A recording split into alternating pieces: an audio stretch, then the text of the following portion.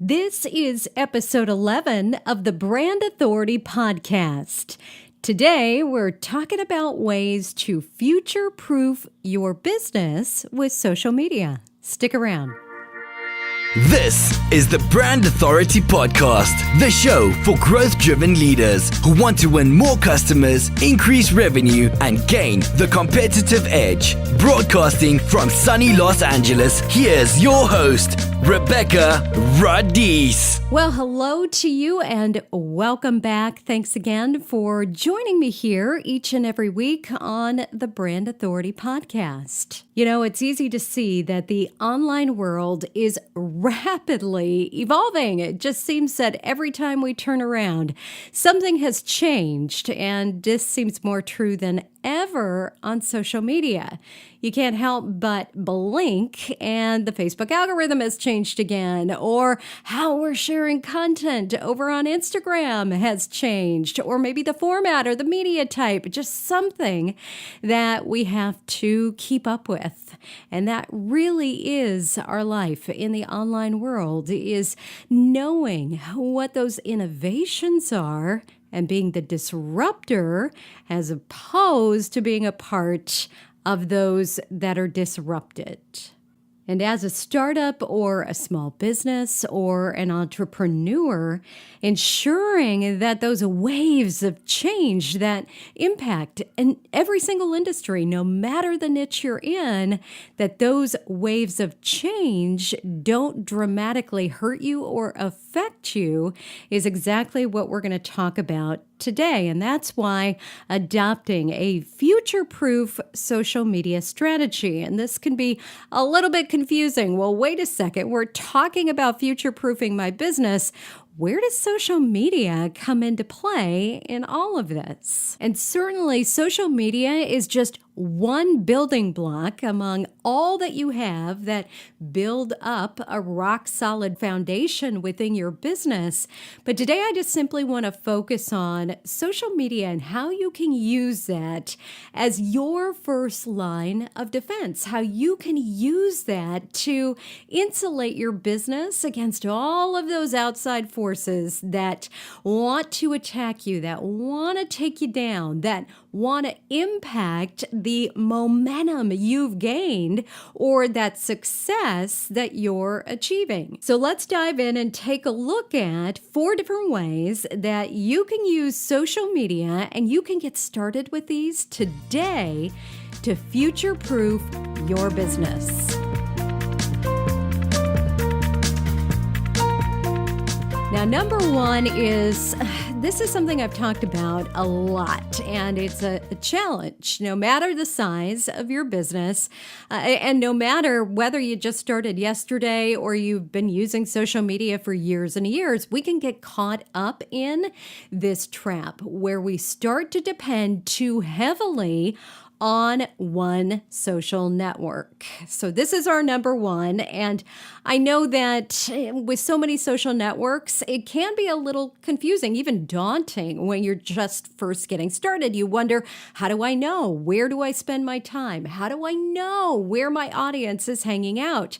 How do I know where I should be putting the majority of my energy? So initially, if you're just getting started, what I want you to do is start a listening campaign. I want you to go to Facebook, to go to Twitter, to go to Instagram, and I want you to start listening to what your audience is talking about. And you can do this in a couple of different ways. First, you can research keywords or hashtags, and those keywords are those words that people use when they're talking about you. So let's use social media as an example, and let's just say I wanted to go find small business owners that are talking about social media.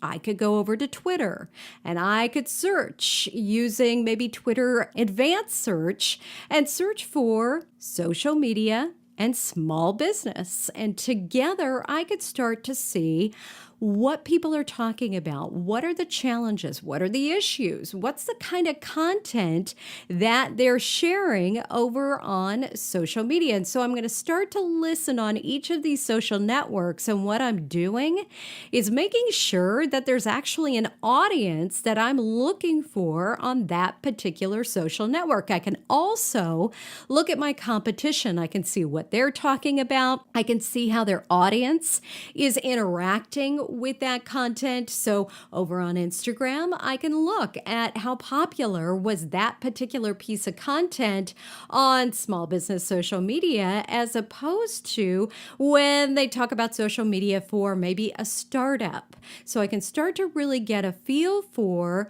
is my audience interacting not only with that type of content, but over on that particular social network.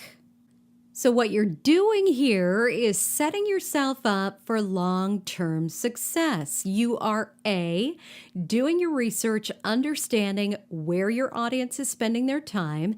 B, you're identifying the type of content that's interesting to them, that's relevant, that they truly want to interact with. You're looking at the data from your competition, because if you're just getting started, you don't know what that is. And now you're going to use that. You're going to use that to start to engage with your audience with those relevant conversations across multiple different social networks. So you're not putting all of your eggs in one basket. If you've been around social media for at least the last several years, you might remember, let me think. There was Ello, there was Zanga, there was Orkut. Any of those names ring a bell or sound familiar? Now, if they don't feel bad, because it's really not all that surprising, because as quick as they came on the scene, and I remember when all of these made their way into all of these other social networks and people started to panic.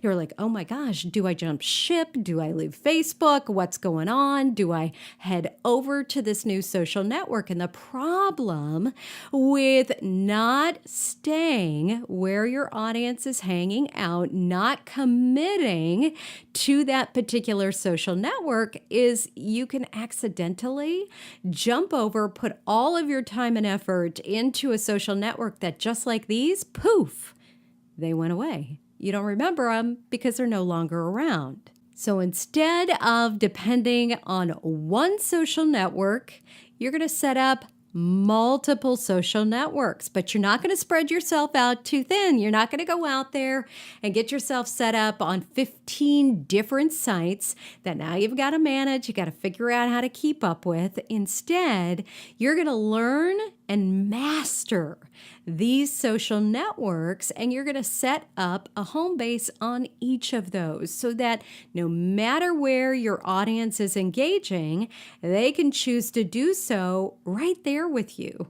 They don't have to pick up. They don't have to go somewhere else. They don't have to feel uncomfortable learning a different social network, because you've taken the time to invest in that social network. You've taken the time to learn about your audience's needs, their wants within that particular social network. So number one is don't put all your eggs in one basket, but the caveat to that is don't spread yourself out too thin. So pick your top 2 to 3 social networks, and then you're going to do number 2. You're going to commit to the long game. And this is another mistake I see too many people make too often, which is that shiny object syndrome. You're bouncing from one social network to the next. You're bouncing from one tactic, one strategy to the next, instead of knowing that social media, it isn't a sprint. You're not trying to get there faster than anybody else. And I say get there because too often we don't even know what there looks like. We don't even know what success looks like. Instead, you want to treat it as a marathon, as something that you're in it for the long term. I've been an Apple Watch user, I guess for about a year now. And there's one particular feature. And if you're an Apple Watch user, you're going to be very familiar with this. But it's something that it drove me crazy. It actually really annoyed me when I first got it, and it's called Breathe. And for those of you that don't have an Apple Watch, let me just explain real quickly how it works. So throughout the day, it does what I call tapping on me, and it's going to tap me, and it's going to tell me to breathe. And to me, it did it at the most inopportune time because more than likely, my heart rate had spiked. I was stressed out about something. I was moving too fast. And my watch was saying to me, hey, you need to relax. You need to slow down. You need to take a moment to breathe. But instead of wanting to take a moment to breathe, I thought to myself, well, seriously, I've got this important task I got to get done. I'm working on something, and it just needs to happen right now. I didn't want to take the time to slow down and breathe. Well, as I got into, weeks with my watch, I finally decided, okay, there's got to be something to this. The all-knowing Apple must realize that there's a reason we need to be mindful of what's going on within our business, within our life. And so I said to myself, all right, I'm going to give this a try. I'm going to try out Breathe, and I did. And over the coming weeks, I actually started to enjoy those 60 seconds, which at first felt like a lifetime of me slowing down and just simply breathing. And then I found over the months and over the next year that I actually looked forward to it. I appreciated those moments where I slowed down within my business or within my day. And today I find that I'm almost addicted to those moments where I do get to put myself in a timeout and just breathe. But I never would have fully appreciated that feeling. I never would have gotten to that aha and truly understood the capabilities of that feature if I hadn't gone all in, if I hadn't committed to the long game. And the same holds true for you and how you treat social media. So we were just talking about committing to the long game of social networks, of really allowing those to blossom, to support your business.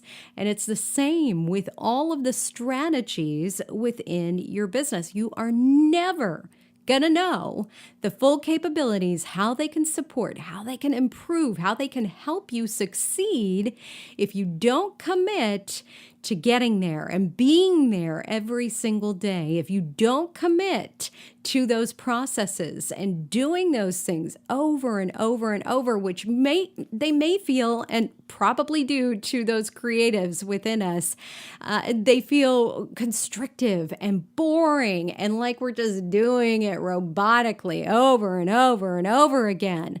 But the reality is there's success in what feels robotic, but is actually a process that is helping you create a foundation that is allowing people to see that you show up on a consistent basis. And those consistent actions are what are going to push you towards success within your business. So don't be afraid to put those systems and those processes in place that allow you to stick with those social networks, that allow you to not only share the same type of content, but to see how that content is working on your behalf. Because if you don't give yourself the time to really, truly dive in and reap the rewards of those social networks, you'll never know how truly successful they could have helped you become. Next up is building rock-solid relationships. Back in 2004, when I first built my blog, RebekahRadice.com, and just started feeling my way around what was even social media at that time, It was a whole new world. When I got on LinkedIn right around 2004, 2005, it was something that, we just thought was here today, gone tomorrow. We're going to throw up our resume and poof, people are going to find us, and who knows how long it's going to be around. Well, I decided to start showing up every single day. And then I joined Twitter and I decided to start showing up every single day and having conversations and then posting to my blog every single week. And over time, I started to see the same people. I started to have conversations with a community of people that was doing the same exact thing. They were showing up on LinkedIn. They were showing up on Twitter. They were showing up over on Facebook. They were writing blog content that was helping their audience. And over the years, we created bonds. And those bonds turned into supportive collaborations where we created ebooks together. We created courses together or online trainings together. And now all of a sudden, we were involved in building communities together. And for you, that key ingredient can do the same exact thing in helping you build a solid and successful business. And when you take the time to really get to know your social media audience, and that means your past clients, that means potential business partners, that means your peers, all of those people that are out there either talking about the same things or looking for what you're talking about. When you commit to getting involved in those conversations, magical things start to happen, and things that you never could have seen coming. Like I said, back in 2004, there's no way I could have seen a relationship that would spawn that would turn into now a business partnership. I never could have seen a situation where we started writing blog posts together, and then that became a situation where we started partnering together with Adobe, and then all of a sudden that Adobe partnership turned into a business partnership where we were able to collaborate on a project. So you just never know the doors of opportunity that are going to open if you don't open yourself up to those relationships. And so you need to make it easy on yourself to not only find those relationships, but to build upon those. So within each of your social networks that you're spending time on, take the time to do your research. You can do this easily through keywords. So you could go to Twitter, to Instagram, and search out your top keywords. And those keywords are just the words or phrases that your audience is using to find you. So if you're a photographer, it could be photography. If you're a filmmaker, it could be filmmaking. It could be your city if you want to connect with people in your local area. So it could be hashtag Los Angeles. Start doing your research around those terms or phrases that people are using, and now find people that are talking about the same stuff or looking for your solution, and start using those hashtags in your content. Start using those hashtags when you have conversations, and then also start injecting yourself into conversations happening around those hashtags. All of this is going to help you build credibility. It's going to help you start building awareness around your business. It's going to help you start building relationships with people within that industry. And too often I get met with just frustration over, well, Rebekah, that's stupid. Why in the world would I want to build relationships with my competition, with my peers? And to that I say, why wouldn't you? There is so much business out there. There is business to be had for anybody and everybody. And we are better together. We are better when we can support each other. We are better when we can refer one another. We are better when we can leverage each other's talents and collaborate together. So think of all the possibilities that are available when you start building those relationships, and you do it today rather than waiting, and you do it every day so that it becomes a true commitment to your business. And last but not least, because I saved what I believe is the most important of all of this for last, is to build a RockSolid brand, because doing this and then sharing it across social media is really your best line of defense. When you've created a brand that sticks out in people's minds, that is instantly identifiable, that people know, they like, they trust, all of a sudden you now have not just future proof, but you've built a moat around your castle, your business that nobody can get past. The challenge for so many companies that I speak with is they just can't quite figure out how to translate all of the characteristics that make up their brand across social media. And it doesn't have to be hard. It doesn't have to be taxing. And you definitely don't, and you don't even want to overthink it, because when you overthink it, it feels forced. It doesn't feel genuine. And I'm certain you've seen those brands where it just doesn't ring true. So if you've struggled to do this, I want you to actually take a quick step back, and I want you to think about what your win is. And when I mean win, it's your who, your issues, and your needs. So first of all, I want you to think about when you're using social media, who are you speaking with?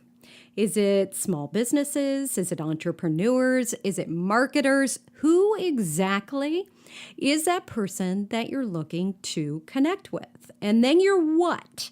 And that what is your issues or problems do you solve? So when you're hopping on social media, what is it that you're solving for your audience? Maybe you're helping them with their lack of productivity. Maybe you're helping them with their bandwidth. So you're helping them build a team. Maybe you're helping them build out their budget, or you're helping them figure out how to increase their conversions within their business. And then finally, you're looking at what their specific needs are. So every time you get on social media, you have the opportunity to solve the problems of your exact audience. But first of all, I want you to write down 3 separate answers for each of those. So who is it that you're speaking with? So who is your exact audience? And I want you to get crystal clear here, get as specific as possible. And then what issues or problems do you solve? And then what are their specific needs? So when they come to you, when they look for you on social media, are you helping them create more content? Are you helping them with their social media engagement? Are you helping them in their coaching business become a trusted solution so more people hire them? So get real specific here in all of your answers. So now all of these answers are going to become the driving force behind your use of social media and how you brand your business on social media. So rather than playing from behind and wondering why your content isn't resonating with your audience, wondering why you get no engagement, instead, you are going to clearly understand what your win, your WIN, is, and you're going to be able to speak to that, speak to the who, the issues, and the needs in a very clear, concise, and compelling way. So there you go, 4 different ways you can use social media to future-proof your business, because the sad reality is that 50% of all small businesses will fail within their first 5 years. And social media can really be this huge extension of your marketing, of your business, that allows you to get in front of a whole new audience, that allows you to tap into those issues and those needs of your audience, and then be able to produce that content that solves those problems so that you become that solution, and they are coming to you on a daily basis. They don't need to go anywhere else to find exactly what they're looking for.